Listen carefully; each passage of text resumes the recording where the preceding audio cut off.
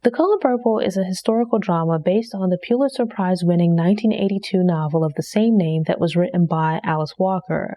Directed by Steven Spielberg and with music by Quincy Jones, the film featured a star-studded cast and was a box office smash that received several Academy Award and Golden Globe Award nominations. Following Celie over the course of the 40 years she spends living in rural Georgia, we witness her journey of trying to find herself and a place in the world. The book and movie touched on taboo topics that made people uncomfortable and led to controversy. The film starts off with an incredibly young girl, Celie, giving birth to a baby.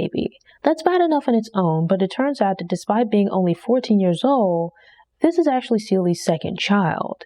The children are both her offspring and half-siblings, as the man she believes to be her father is also the father of her children. As Celie gives birth to these children, they're taken away by her father and given to people associated with the church.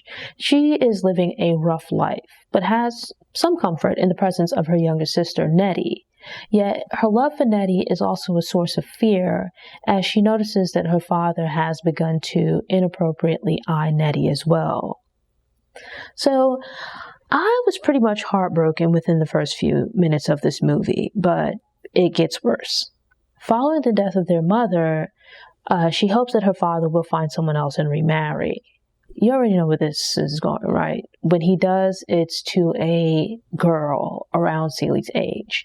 Now, my first thought was feeling sorry for Celie and being disgusted by her father.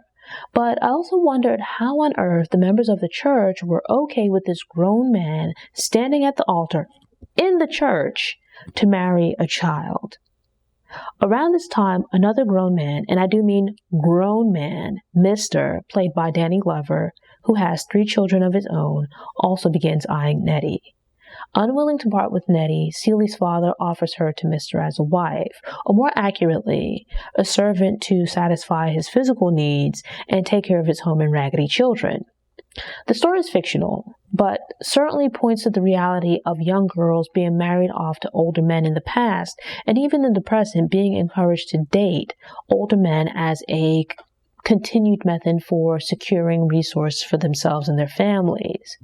This is a subject that is now mostly referred to as something that only happens in other undeveloped countries.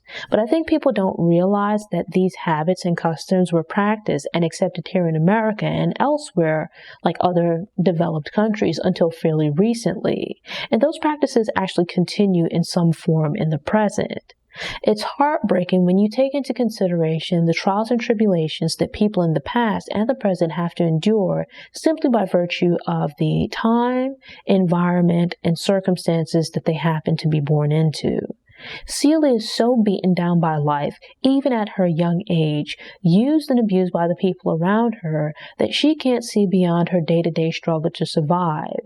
And lacking that vision or hope for better, can't imagine fighting back or trying to change her circumstances. There's a scene where Celie and Nettie are playing hand games that I thought was quite symbolic.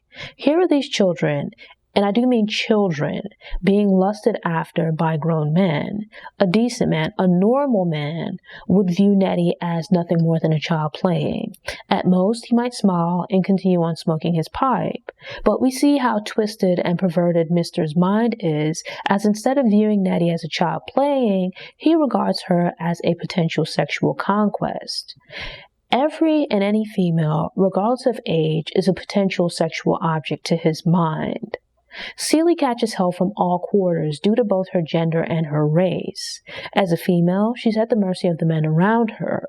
Instead of being loved and protected by her father, she's abused and victimized until he passes her off to Mr. As a black female, and especially during this time period, she has no reasonable expectation of receiving assistance from outside forces such as the community or the police. This is shown in 3 ways. First, by the church's pastor and his wife taking Celie's children from her father and passing them off as their own, but not intervening to stop the abuse that was leading to her pregnancies. Second, by the church's congregation not running Celie's father out of town when he decided to marry that young girl, but instead attending the wedding and the pastor officiating over the ceremony. The third was a glimpse of the racism that black people in the community were forced to endure in the form of a shop clerk speaking roughly to both the pastor's wife and Celie. The pastor's wife is obviously grown and looks like a middle-class lady, while Celie is a child. Class doesn't matter, but the shop clerk refers to the pastor's wife and Celie as gal, a tacky term that's derived from girl, which the pastor's wife is certainly many years past being. People develop at their own pace, and Celie, played by Whoopi Goldberg as an adult, needs time to find herself, which is understandable given the incredibly rough life she's forced to lead. But even in the midst of all this sorrow, there is hope. And even as we see examples of women who are incredibly abused and disadvantaged, we also see them love and support each other throughout the film. Excluding Nettie, Celie is surrounded by abusive men and raggedy children for much of her early life. I assume that her mother was ill for some time before finally passing away, leaving Celie and Nettie without much of a female presence in their lives. One of Mr.'s kids is Harpo, played by Willard E. Pugh, a son who, growing up in the midst of all this dysfunction, idolizes and attempts to mimic his father's attitude towards women. As a young adult, Harpo meets and falls in love with a Spitfire, Sophia, played by Oprah Winfrey, who is a completely different kind of woman. We don't get her full backstory, but learn some things about her past in bits and pieces. Like Celie, her life has also been hard, and she's experienced abuse as well. But she's also experienced the love and protection of women, as evidenced by the group of women who protectively surround her as Mr. approaches her after she marries Harpo, so like at the wedding. She comes to be an example of inner strength, self-confidence, and pride. Early on, I felt for Celie and loved the character of Sophia, but then again, her strength and confidence are easy to admire. It's telling that when Harpo appeals to Celie and Mr. for advice on his inability to control Sophia, that they both advise him to beat Sophia into submission. This leads to an iconic monologue from Sophia, and at that moment, we see the difference in Sophia and Celie's philosophies and approaches to life. Celie has learned to tolerate abuse because she's waiting to die and hoping for a better afterlife. Sophia, on the other hand, also had to deal with hardships and abuse, but has decided to fight for a better life in the here and now. Generally speaking, I don't advocate violence, but in Celie's case, I agreed with Sophia and thought that at the first opportunity, she should have slit Mr.'s throat with a straight razor. But then again, that would have cut the movie too short. I've come to adore Margaret Avery, but initially I had a love-hate relationship with Shug Avery. I didn't like her at first, not so much because Mr. brought her into Celie's home, because, who cares about Mr., but rather because she was so mean to Celie for no reason. I don't understand being mean to someone who cooks your food or takes care of you when you're sick. You're taking unnecessary chances with your life because they can spit in your food or leave you to die. Think smart and be nice. You'll live longer. But within a few scenes, I'd come to like Shug's character. The Color Purple is kind of like Love and Basketball, in the sense that there are so many random cameos by Black actors who would go on to appear in other Black films. Blink and you'll miss Lawrence Fishburne, Big Red, Ray Don Chong, etc. I also laughed out loud at the juke joint scene when I realized that a meme that's been floating around on the internet of musicians packing up when things are about to get hectic came from The Color Purple. There's also another funny scene where Mr. is attempting to make breakfast for Shug, while Celie sits watching from a rocking chair. When he gets I think it's like a container of kerosene or like some other flammable liquid to make a bigger fire, the camera goes back to the rocking chair, which is now empty right as the kitchen explodes. There's an overall theme throughout the film of society constantly trying to keep these people down. When anyone has the gall to take some pride in themselves, to seek out some kind of freedom, to be anything more than the limitations that the environment tries to force them to be, it seems like everyone else tries to beat them down. They're regarded as being uppity or thinking too highly of themselves. And to see the transformation of Sophia from being proud and gregarious to a broken shell of a woman with a disfigured eye and limp was like seeing the story of Celie in reverse. And all because of that damn Miss Millie. And the thing that especially annoyed me was seeing that Miss Millie felt good about herself for bringing Sophia to visit her family for the holidays, when the reality is that had she not been a tone-deaf idiot pawing at Sophia's children, Sophia wouldn't have been away from her family for all those years. The second shaving scene, juxtaposed against Nellie attending the tribal mark scene in Africa, was powerful, and it represented the long-awaited transformation of Celie, her finally breaking free of all the things that held her captive. She'd had and lost her sister as a child, and in meeting Shug Avery, she found someone else who loved her and helped her find herself. All the joy and happiness she had in the world was in the form of her sister, and that had been taken away. Shug Avery helped her reconnect with all of that and her true inner self. A great point is made in pointing out that Mr. is a waste because his father, old Mr. Johnson, was a bum and didn't teach him any better. So in turn, he didn't raise Harpo and his other kids properly. This dysfunction goes on until Harpo loses Sophia and I'm not sure if she's his wife, but at least his girlfriend, Squeak, and he does some soul searching, which leads him to change his ways. With time and by doing things differently, he's able to mend his relationship with Sophia. And bearing witness to Harpo's journey, while experiencing losses of his own, Mr. realizes the error of his ways and undergoes his own transformation. Not to get off track, but old Mr. Johnson was a hot mess with that scraggly old man voice, and he had no chill.